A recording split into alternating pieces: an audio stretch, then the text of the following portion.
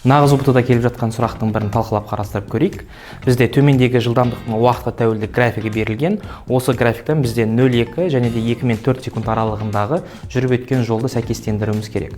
Бұл есепті шығару барысында негізгі білетін жағдай жылдамдықтың уақытқа тәуелді графигі болатын болса, уақыт аралығындағы графиктің астында фигура, мына тұрған біздегі фигураның ауданын табатын болсаңыздар, сол бізде жүрілген жолға тең болады.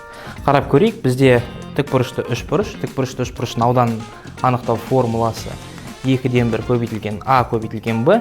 Орнына мәндерін қойып көрсететін болсақ, 2-ден 1 а ретінде біз 2-ні аламыз, көбейтеміз б ретінде бізде 10. Олай болатын болса 2 мен 2 қысқарады, тең болады.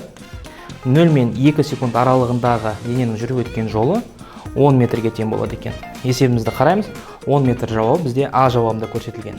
Келесі есеп бізде 2 мен 4 секунд аралығы. Қарап тұрғандарыңыздай бізде трапеция.